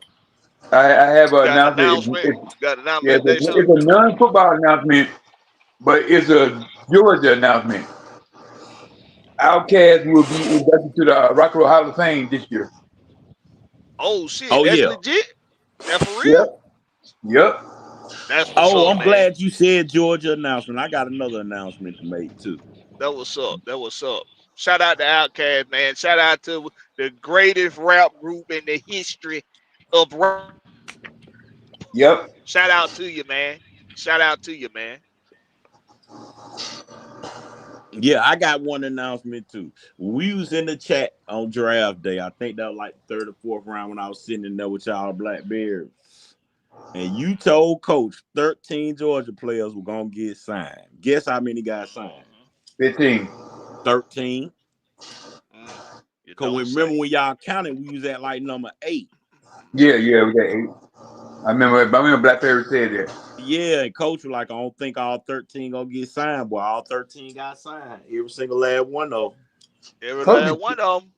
Because I Coach think is what slick hating teams are doing sometimes. at this point, I'm glad Philly did what they did. Because what teams are doing at this point, we don't care what Georgia player it is. We know they well coached. Hey, Blackberry. Yeah. You know I love to see get into it. And they always had me crackling for days. That damn coaching big wheel, but they will have Oh you yeah. they Hey, will have you going.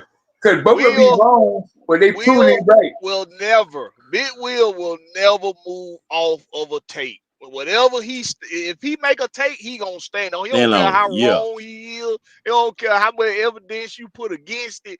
He gonna stand on that shit. He gonna stand on it, but that my dog.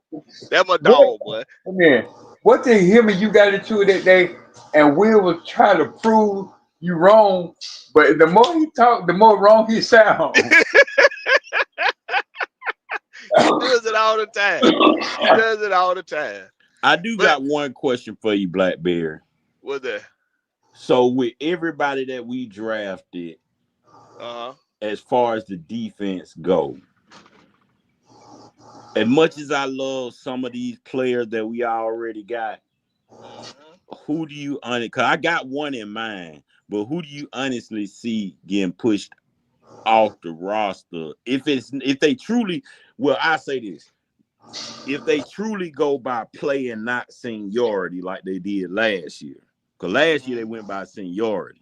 But if they truly go by play and not seniority, because I'm going to be honest, I could see Xavier Watts or that other safety Bowman, like Albrecht said at the nickel. I could see him competing with them at that nickel.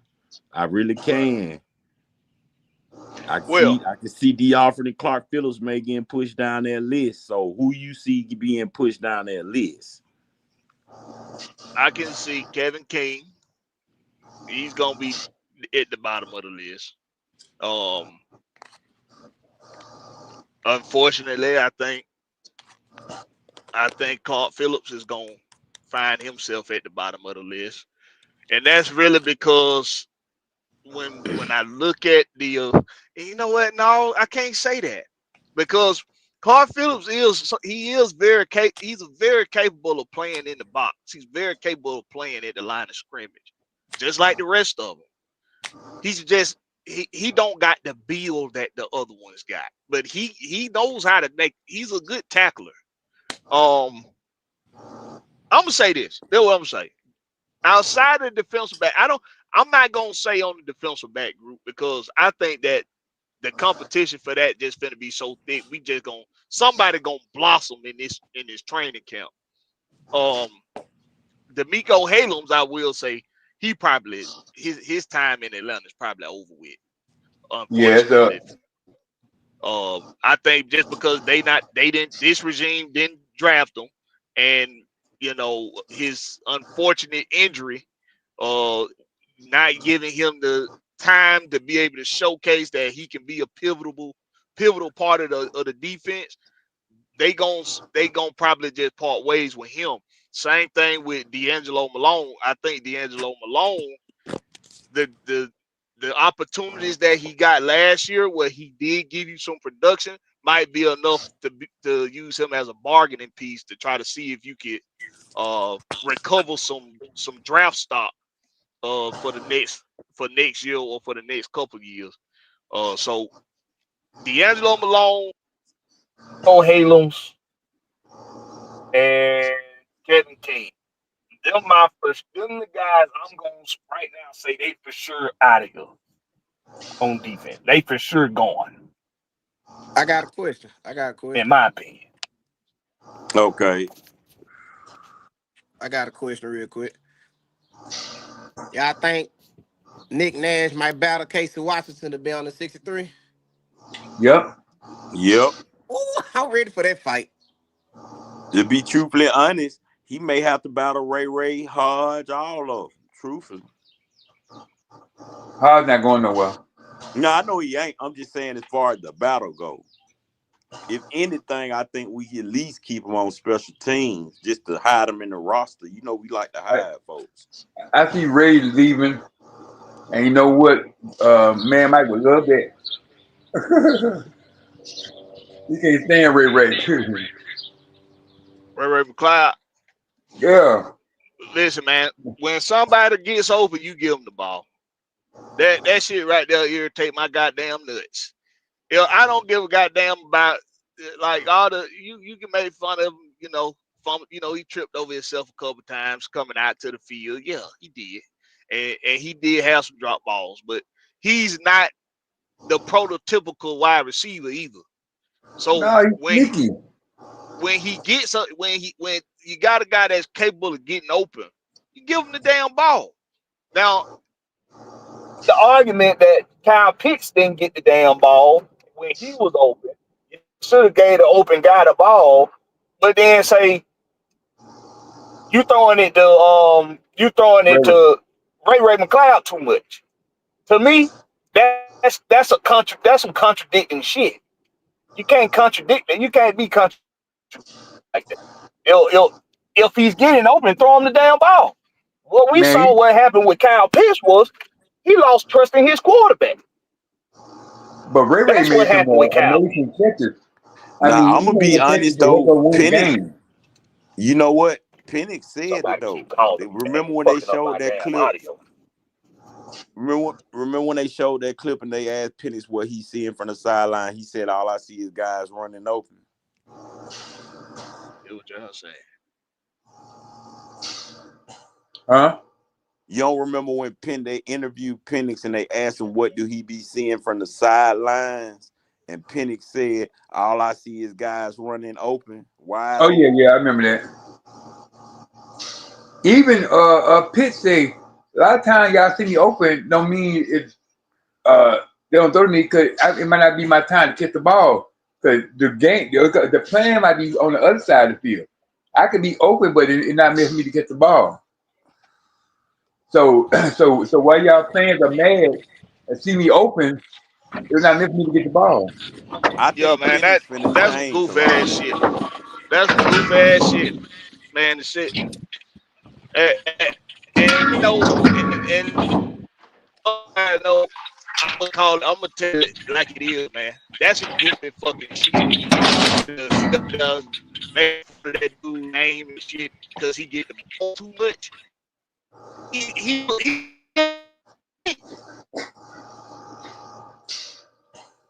ball. So I don't do that kind of shit, bro. For me, it's when we as a if the team is functioning well, that means Ray McLeod is a part of that function. Right. And if the off and for an offense that we was trying to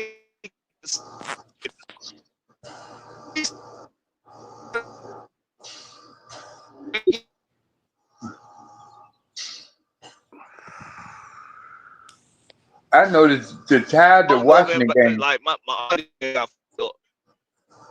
The Tide of Washington game. Huh? If Ray didn't catch that pass, Penix would not have throw that ball to Pitt in the underground. Dang, in the end zone.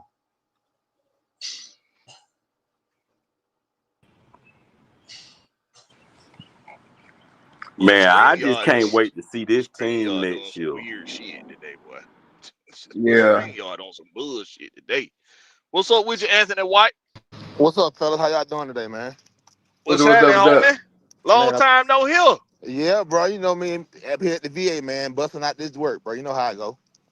Yes, sir. What you got? This quick thing. I'm at work, so I ain't gonna be here too long, man. I've been a Falcons fan since '91. That's the first year I became a Falcons fan. So I ain't as old as a lot of people. I'm kind of in there.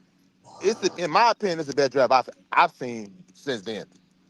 Not as far as the picks, the importance of the picks, the precise nature they went about this draft. Terry Fontenot had a plan and it looked like from the end of the season what he wanted to do. And as a Falcons fan, I criticize Terry Fontenot a lot, and I don't have no problem saying it. You know what I'm saying? He's been a good GM. He's done some good things. He's done some bad things, but I have nothing bad to say about this draft and the undrafted free agent class. So I think this draft will save his job. It will probably save Raheem's job. Because if they develop these kids right, you got 4 starters right now on defense, and you got an offensive tackle who can help you in a couple of years. So I ain't gonna be on too long, man. Just want to say, doing a great job, fellas, and man, I'm ready for the season, man. I'm ready for training camp. I really am. It's gonna Oh be fun yeah. to see it. If you Appreciate you, want, man, we for can your skip take, man. training camp and go straight to the season. Hey, I got one Appreciate you thing for to your say, take, bro. homie. I What's was just happening? in the comments talking to William, bro. Why do y'all do this? What Blackberry just was saying. If you don't like a dude, you complain about him playing for the Falcons, bro. If Clark Phillips wasn't able to play in the NFL, he was not gonna get drafted, then, dude. You saying he should be not be on the roster because you don't like how he played because of your standards, not the Falcon standards. So you saying he should not make the team? Why? You think they would still have him around if he was not capable of playing? That doesn't make sense at all. I It's didn't know something this. that he provides to this team that they like and that they want to see if they can utilize it, Right. which is his versatility and his ball hawking ability, the ability to track the ball and the ability to track receivers in the slot. That's two different things. And that's And he's what a tackle. that's what you have, right? That's what tracking the player is. Because if in the slot, Magnus said this in the chat one day on one of the lives a few weeks ago. The ability, the slot corner is the most difficult position on the defensive side of the ball Mhm. because you will get your ass exposed in the slot if you are in, incapable of keeping up with receivers.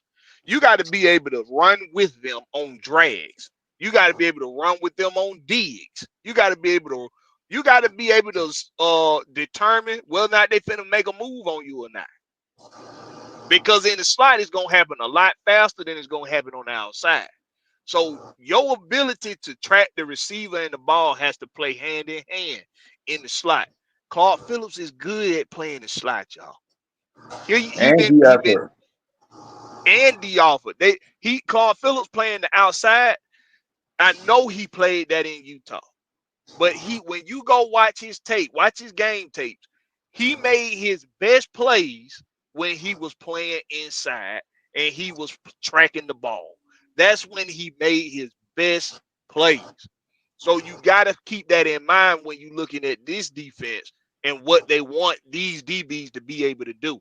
Versatility, you got to be able to be moved around, you got to be able to play in the box, and you got to be able to tackle.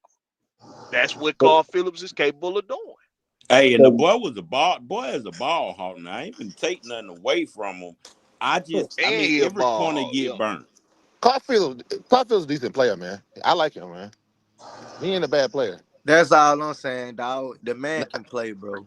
Everybody keeps saying he can't play because he got burnt one game. Bro, it's the NFL, fool. This Everybody is get not burnt. high AJ get school. burnt once in a while. What we talking about?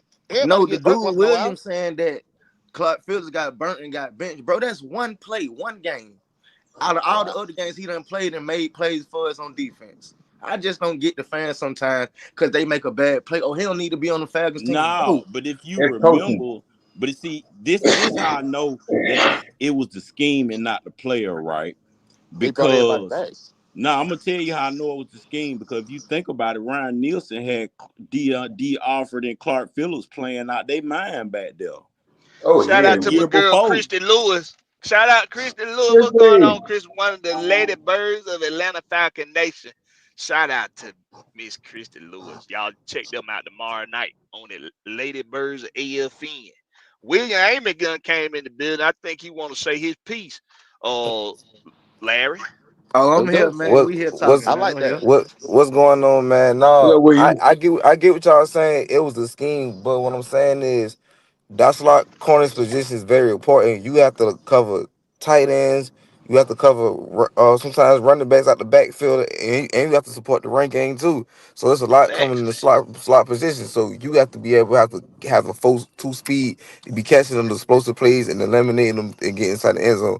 That was our problem in the middle of the season last year. When we played against that Minnesota Viking games, they was getting eat up. It don't matter who we had. It was a scheme with Jimmy Lake. They was playing 10 yards off the line of scrimmage, and I already knew we was not about to beat nobody, but we had to address that nickel spot. I kept saying that last season.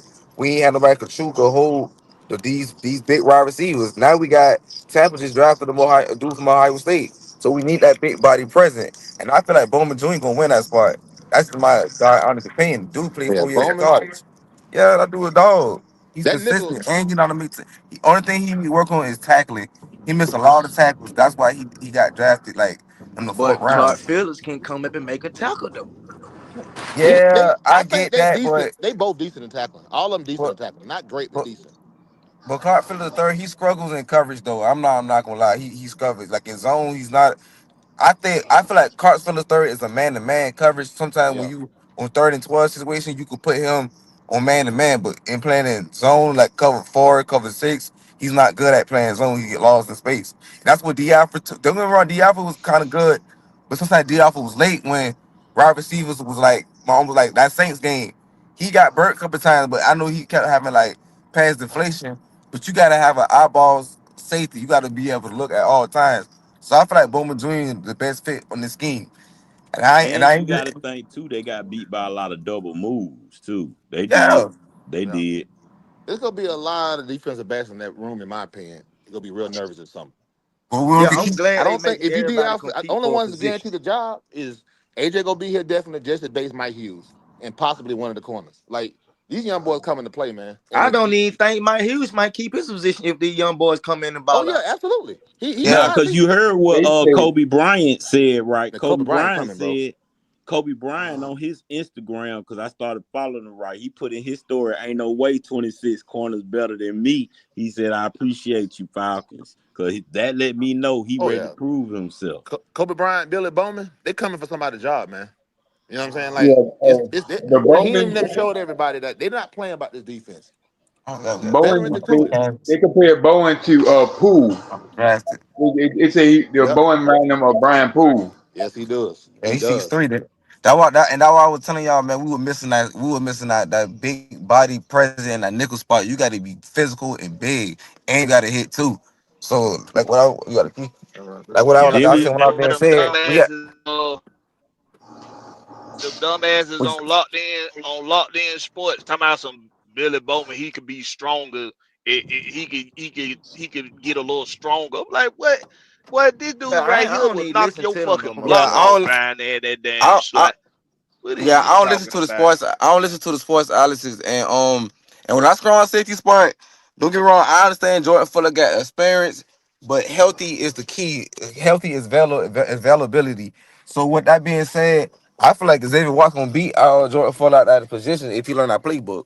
He's got to learn that playbook. I think he's the starting safety, strong safety, David Watts right now. Yeah, Yeah, No he is. disrespect to Jordan Fuller. He They didn't would bring be. him in the sixth. He's the second round. He's the third. He was basically the third. Was supposed to be in the second round pick, or however you want to say it. He's supposed to be a third round pick. He's gonna come in and play. He's not sitting. yeah, he bet. And in my opinion, Xavier Watts and Billy Xavier Bowman will Watts was both the be getting PT on this defense. Yeah. A lot of yeah, folks thought and Xavier Watts was the number and I one feel like safety in this hey, draft. then we went in, I think he from Arizona. We went and picked up that other safety, like 6'4". Nah, he's 6'3", 200 and some pounds. That other safety we picked up on the undrafted free Out of agent Iowa list. Yeah, State. Verdon. Yeah, They might that switch him to tall linebacker safety. though. Yeah, I did hear that. Him and That's a Hillis That's was not Jamie. yeah. They say he might be the Jamie Sherwood of the Falcons. Remember, Jamie Sherwood was the guy they wanted in free agency. The guy that Jeff Obert developed from Auburn, who turned him from a safety to a linebacker. He just got paid by the Jets this year. They trying to turn him to that Jamie Sherwood type, bring him Oh, from I a safety to a forgot linebacker. Albrecht can turn safety into linebackers because Yep. cause remember, Albrecht, a lot of people didn't like the Albrecht pickup. I'm going to tell you the one main reason I did, because one thing I knew, if no one else on that defense going to be good, our linebacker, Linebackers gonna be fine. I'm telling you. think about it, he had all our linebackers playing out. He the reason DeAndre Campbell got the check he got from Green Bay. Yep. He the reason Deion Jones became a Pro Bowler. Like he developed Deion Jones. And Foye Olakun. Yep. Ooh, yep. He said Olakun. Oh, so so. Aluakun. Hey, so Hey, I Con got a Aluakun. right. question, Yeah, y'all. Aluakun. After Augusta Georgia out of me, so. I That got do a He sound question. right. developed dogs in that linebacker room. And to be honest, this is why I hate when Troy Anderson got hurt. Because Damn, yeah, I before do too. Troy Anderson got hurt, quarterbacks could not run on us. And I Uh-huh. said that was going to be our Achilles heel this season. Because when Troy Anderson was on that field, wasn't no running around on us like that. That's his only problem is health. He can ball when he out there. He just get hurt. So y'all think they give Troy another chance to get on the field? Yeah. Yes, Yep. yes, but I don't think he's not guaranteed a spot. So He'll I get a say chance the to compete. Divine Diablo would be over him first, right? Yes. Yes. Well, on the depth chart, they still got Troy first and then the Divine Diablo. It's gonna be Divine. Because if Divine can stay healthy and Troy can't, I mean, Is Troy's Jalen problem Walker is health. starting the edge? Would that be good for him to start at edge? To my Troy? Jalen Walker, because I heard Aubrey say he want him to be our starting edge. Aubrey said Yeah. pretty much in the press conference he's gonna be an edge right now. He's not gonna do a lot of linebacker work. He said he's coming in training camp as an edge. He's gonna teach Yeah, him how to be because an edge. Jeff Ulbrich said I want him to master one thing Yep. before I spread him around. So if Yeah. you have Great him, idea. but then Jalen, you know what? What's crazy is Kirby Smart said the same thing. I looked at Kirby Smart when they asked him about Jalen Walker. He said, yes, I play him at a lot of different spots, but I mainly keep him on the edge. He said because I want him to. He said the same thing. Aubrey said I want him to master the edge, and then I'll move him around. Yeah, you want to master that, they move around, and that's a smart way to do it. That's how you got to do it. Listen, man, we got a long week, and we got all week to talk about all this good shit that's going on with the Falcons over this past weekend, man. If you want, we gonna keep the conversation going in the back, but we gonna go ahead and end the stream. I want to thank everybody that came on the panel. We can keep the conversation going. If you can tap the link if you want to come in the back and you want to keep chopping it up with the panel. If y'all want to just talk football, just shoot the shit. Everybody will be in the back, but we appreciate everybody coming through. Y'all make sure y'all hit that sub button, that like button, all them buttons, all that good shit, and y'all catch us on the flip side. Home team. Hey. Say.